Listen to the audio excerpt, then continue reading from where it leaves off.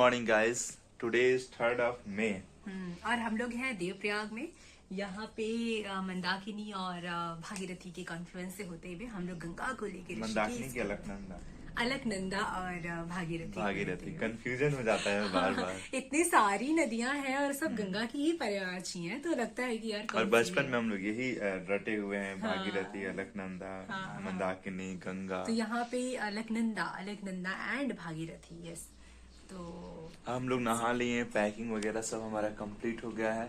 अब हम लोग लगभग निकलने वाले हैं।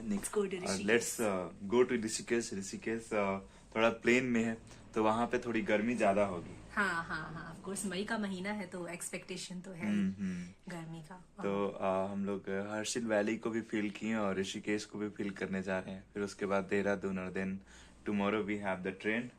Sometimes when the trip and it seems good नहीं, because you are safe and very nice. मतलब you have done that. इतने बड़े बड़े ट्रिप्स हैं ये, गंगोत्री यमुनोत्री एक साथ करना और चारों धाम का यात्रा इवन करना, और ये बड़े नहीं है, इसके साथ साथ कई लोग बड़े बड़े ट्रिप्स कर रहे हैं जो कि लोग पैदल यात्री हैं। देख के तो लग रहा है कि भाई हम लोग कर ही क्या रहे हैं। तो मिलते हैं फिर रास्ते में। ऋषिकेश की तरफ बढ़ गए और यहाँ पे रास्ते थोड़े से कॉम्प्लेक्स हैं और पत्थर गिरने के चांसेस यहाँ पे एक्चुअली में बहुत ज्यादा है। और इधर इतना पॉल्यूशन हो रखा है, जैसे कि कल हम लोगों ने दिखाया था कि कितना आग लगा हुआ है। उसकी वजह से यहाँ पे वैसे मौसम में रखा है जैसे दिसंबर, तो पूरा इतना पॉल्यूशन आप एक्सपेक्ट नहीं करते हो। पहले ही गिरा के क्लीन कर दिया जाए। और पत्थर गिरने का एक्सीडेंट होने लिया ये बहुत ज्यादा है, तो we have to be very careful. तेज स्पीड से इतनी ज्यादा गाड़ियां यहाँ चल रही हैं कि मतलब नेचर से ज्यादा तो आपको इन गाड़ियों से सतर्क रहना होगा, because they are changing the lane even if it is not like allowed. यहाँ पे व्हाइट लाइन जो बनी होती है इसका सिंपल मतलब ये होता है कि आप इसको क्रॉस नहीं कर सकते हो, कुछ भी हो जाए। बट गाड़ियाँ ऐसे चल रही है कि उनको क्रॉस कर ले रही है। जैसे ये तो आप क्रॉस कर सकते हो, बट जहाँ सॉलिड लाइन होता है उसको क्रॉस नहीं करना होता है। तो ट्रैफिक रूल भी ये लोग सड़क पे उतना फॉलो नहीं करता है। और हाँ, ये देखो ये किस तरीके से सड़क तक हमारा पत्थर आ चुका है। तो ये बहुत ही मतलब इतना चलने वाला रास्ता इतना खतरनाक, ये एक्सपेक्टेड नहीं था। बट या दिस इज अभी हम लोग ऋषिकेश में हैं और जिस तरीके का यहाँ पर वेदर है वो अलाउ नहीं कर रहा है ऋषिकेश में रुकने के लिए। हमारा यहाँ पर प्लान था रिवर राफ्टिंग करने का, लेकिन वहाँ पे बहुत ज़्यादा ट्रैफिक है और हमारे पास दिन बहुत कम है। यहाँ पर हम लोग स्टे नहीं कर सकते हैं। कल ही हमारी रिटर्निंग की ट्रेन है तो हम लोग जा रहे हैं, देहरादून जा रहे हैं। फिर देखते हैं शाम को क्या प्लान करना है। हाँ, और यहाँ पर बहुत सारे फॉरेनर्स आए हुए हैं। एक तो फॉरेनर से हम लोग मिले, थोड़ा बहुत बात किए, तो वो कह रहे हैं now Indians have more money to spend. Yes, we have more money to spend now. मतलब 20 साल पहले वो आया था, उस समय कह रहा है यहाँ पर होम स्टे खोजने में बहुत दिक्कत होता था और यहाँ पर सिर्फ और सिर्फ इंडियंस हैं। तो उससे मैं पूछा कि क्या इंडिया में इंडियंस नहीं रहेंगे। देहरादून में हम लोग एंट्री कर चुके हैं और देहरादून में आते ही हम लोगों ने सबसे पहला काम किया कि हम लोगों ने होटल ले लिया। तो हमारा होटल कुछ ऐसा दिखता है, आप देख सकते हैं। पूरा सामान वगैरह अभी हम लोग रखे हैं और ये हमारा रहा टेबल और 2 चेयर। ये हमारा रूम है, ये हमारा बालकनी है जो कि कुछ इस तरह दिखता है। पूरा देहरादून का आप व्यू ले सकते हैं। चेयर रखा हुआ है, रहा रूम। तो ये होटल में हमारा खाना आ चुका है एंड शी इज टेस्टिंग। कैसा है? सही है। तो ये हमारा खाना है आज, जो हम लोग एक ही प्लेट मंगाते हैं और दोनों खाते हैं। So here we are and after taking a good nap, good rest, in the evening we are trying to take a random tour to the Dehradun city, क्योंकि बाइक आज हम लोग को शाम को दे देनी है। तो जब तक बाइक हमारे पास है उसका कुछ यूज करते हैं। अभिषेक ने कुछ आई थिंक प्लेसेस देख रखा है जब मैं सो रही नहीं, एक्चुअली वो सारे प्लेसेस 5:30-6 बजे तक बंद हो जाने वाले हैं और हम इनको 4 बजे से बोल रहे हैं let's go see too much time to get fresh and now see is. So जो भी जगह खुला होगा वहाँ पे हम लोग जाएंगे। उसके बाद डिनर वगैरह करके आएंगे और ये हमारी यात्रा का एक तरीके से सेकंड लास्ट डे होने वाला है, क्योंकि लास्ट डे तो कल है। जब तक पहुंच ना जाए घर तब तक हमारी यात्रा कंटिन्यू ही रहने वाली है। सो लेट्स सी कहाँ जाते हैं हम लोग। Abhishek is coming from the basement with the bike in Dehradun. तो देखते हैं पहाड़ों में ट्रैवल करने के बाद देहरादून में हमारे पास क्या है ट्रैवल करने के लिए? जैसे कि आप देख सकते हो ये फेमस पलटन बाजार है देहरादून का। काफ़ी ज़्यादा तंग गलियां हैं यहाँ पे लेकिन रेलवे स्टेशन के पास होने की वजह से होटल्स बहुत ज़्यादा हैं। अगर आपको देहरादून और मनाली शिमला ऐसे जगहों पर घूमना है तो प्लीज स्कूटी लो, don't take bike. Of course तो हमारे पास तो बाइक है, इस वजह से हम लोग आज इसको लेके चल रहे हैं क्योंकि इसको मैनूवर करना थोड़ा टफ होता है in the like traffic, right ना? सो या लेट्स सी, लेट्स गो।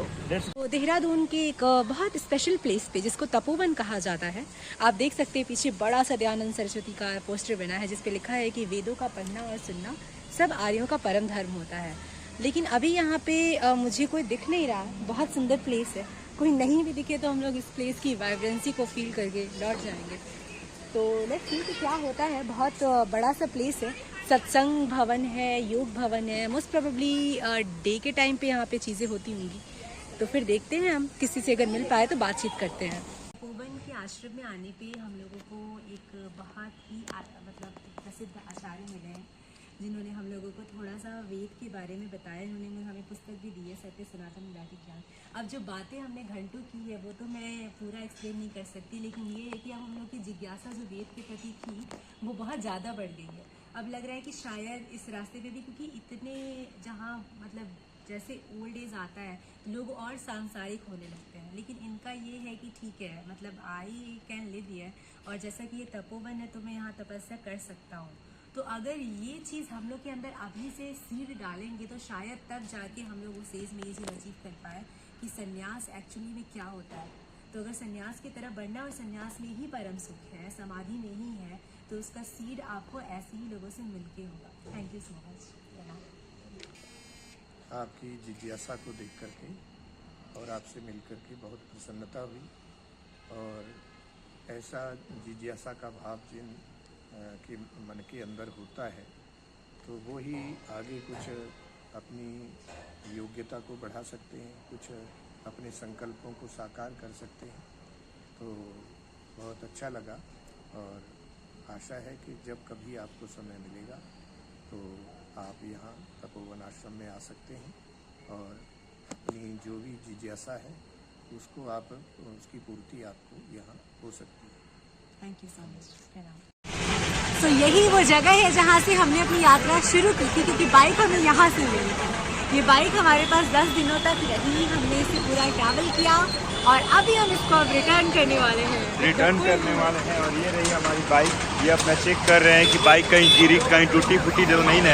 हम टूटी फूटी है तो बाइक टूटी फूटी है। We are very grateful. भी कुछ भी नहीं हुआ हमें, और इतने कठिन रास्तों से हम आ गए। So yes, thanks to the engineers, thanks to the physicist, thanks to the companies, everyone. मतलब basically thanks to the BRO specially border road organisation, जो कि बॉर्डर एरियाज के सारे रास्तों को बनाता है, और उसके साथ साथ ही PWD डिपार्टमेंट ऑफ उत्तराखंड और पहले के उत्तर प्रदेश जिन्होंने बनाया, और सेंट्रल गवर्नमेंट। हमारी यात्रा सिर्फ हमारी यात्रा हो ही नहीं सकती थी, इतने हजार पूरी मशीनरी थी हमारे साथ। रोड बनाने वाली मशीनरी, गाड़ी बनाने वाली मशीनरी, मार्केट की मशीनरी, फूड की मशीनरी, होटल की मशीनरी, सब कुछ तो था ना। और हम लोग डिटेल्स में आगे बताएंगे कि बाइक का कॉस्ट कितना आया, पेट्रोल का कॉस्ट कितना आया, और कितना मतलब बजट लगा पूरे जर्नी में, पूरे यात्रा में। एक जैन मंदिर है हमारा, हम लोग जाके इसमें देखते हैं कि एक्चुअल में क्या है।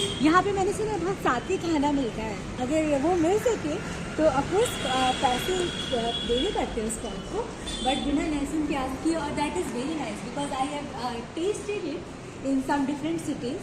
तो लेट्स सी, इतना सुंदर टेम्पल है यहाँ पे। पहले तो टेम्पल का दर्शन करते हैं हम लोग, उसके बाद देखते हैं कि क्या करते हैं। कबीर स्वामी ने इसको 23वें तीर्थंकर थे, और इतनी सारी बातें लिखी गई हैं। Jainism one of the prominent religion है, बुद्धिज़्म, जैनिज़्म एंड हिंदुज़्म। तो दिगंबर जान, जैसा कि हम जानते हैं जैनिज़्म के दो मेन सेक्ट्स हैं, दिगंबर और श्वेतांबर। दिगंबर जो कि कम्प्लीटली नेकेड होते हैं, और श्वेतांबर जो कि श्वेत वस्त्र को धारण करते हैं। तो अगर हमें जैनिज़्म को समझना है तो कुछ कोट्स के माध्यम से समझते हैं। मैत्री भाव जगत में मेरा सब जीवों से नित्य रहे, दीन दुखी जीवों पर मेरे उड़ से करुणा स्रोत बहे, दुर्जन क्रूर कुमार विरतों पर क्षोभ नहीं मुझको आवे, सभ्य भाव रखूं मैं उन पर ऐसी परिणति हो जाए। मतलब कि यहाँ तक कि जो क्रूर है, जो कुमार्गी है, उस पर भी मुझे गुस्सा नहीं आवे। मैं इतना सभ्य भाव रखूँ कि उनसे भी मेरा प्यार हो जाए। आहा, क्या बात कही। आगे देखते हैं। गुनी जनों को देख हृदय में मेरा प्रेम उमड़ आवे, बने जहाँ तक उनकी सेवा करने यह मन सुख पावे। हूँ नहीं कृतज्ञ कभी भी दोहन मेरी उर आवे, गुण ग्रहण का भाव रहे नित दृष्टि न दोसु पर जावे। मतलब कि दोस्त से मेरा कोई ना जाए दृष्टि, जो भी इंटेलेक्चुअल पर्सन है उसकी, जैसे कहा जाता है ना, सार सार को गही रहे थोथा दे ही हटाए। तो कोई भी मनुष्य का जो पॉजिटिव है मैं उसको ग्रहण करूं, ना कि मैं उसके नेगेटिविटीज़ को देखूं। फिर आगे देखते हैं। होकर सुख में मग्न न फूले, दुख में कभी न घबरावे, पर्वत नदी शमशान भयानक अटवी से नहीं भय खावे, रहे अडोल अकंप निरंतर यह मन वृद्धतर बन जावे, इष्ट वियोग अनिष्ट योग में सहनशीलता दिखावे। एक्चुअली में सारे रिलीजन आपको अंदर से बहुत स्ट्रांग बनाते हैं। जैसे कैसे आज हम उस लड़की से मिले, वो बोली कि मुझे प्रॉब्लम है यहाँ तक कि हड्डियों में, फिर भी मैं पैदल बद्रीनाथ जा सकती हूँ क्योंकि मेरे पास गॉड का विल पावर है। मतलब कि अगर आपके पास किसी भी पॉजिटिव काम करने का विल पावर चाहिए तो सबसे बड़ा जो सोर्स है वो रिलीजन है आपके लिए। तो कोई ना कोई रिलीजन, वो भी डीपली हम लोग को समझ के, मुझे लगता है कि हमारी लाइफ में होना चाहिए। उससे हमारा जीवन और ज़्यादा विल पावर से भर जाएगा, और जब विल पावर होगा तो आप समझ सकते हो कि आपको क्या करना है लाइफ में। क्योंकि मैक्सिमम लोगों को पता तो होता है कि क्या अच्छी चीज़ है, बट विल नहीं होता है, and that will comes from the god and are your religion. अब हम लोग डिनर करने के बाद होटल पे रिटर्न हो चुके हैं। ये पूरा का पूरा हमारा कल आ रहा है जिससे होके हम रूम तक पहुँचेंगे, और we are very tired. Now we are going to take a walk and then sleep, क्योंकि खाना खाने के बाद ये बहुत ज़रूरी चीज़ है। पहले तो हम लोग को डिनर बहुत जल्दी कर लेना चाहिए, अगर लेट हो रहा है तो जरूरी है कि जरूरी है कि वॉक करो। और of course we have the water, कभी भी आप बाहर जाओ, अगर ज्यादा स्टे करना हो तो प्लास्टिक का बॉटल जो छोटा छोटा है वो मत दो, 5 लीटर या 10 लीटर वाला पानी दो। इससे आप कम प्लास्टिक बर्बाद करोगे। Exactly. वैसे तो हर होटल में आराम होना चाहिए, पॉसिबल नहीं है। और सैलेड जरूर कैरी करो, बिकॉज आपको मतलब ट्रैवलिंग के साथ साथ सबसे पहली प्रायोरिटी आपकी हेल्थ की होनी चाहिए, दूसरी स्किन की होनी चाहिए। स्किन तो हम लोग का टेक केयर उतना नहीं हो पाता है, because we always forget in Himalayas, in मतलब places like this beautiful places की अपना भी केयर करना है। बट हेल्थ तो बहुत प्रायोरिटी है, क्योंकि आपकी एनर्जी का बेस ही नहीं रहेगा तो फिर आप फील कैसे करोगे। हेल्थ और इन्वायरमेंट दोनों का ख्याल आपको करना होगा। अगर आप रूम से बाहर जा रहे हो तो इलेक्ट्रिसिटी सारा ऑफ कर जाओ, प्लास्टिक कम बर्बाद करो, और ज्यादा से ज्यादा आप ग्रीन सैलड्स लो। Exactly. तो bye, good night. Good night.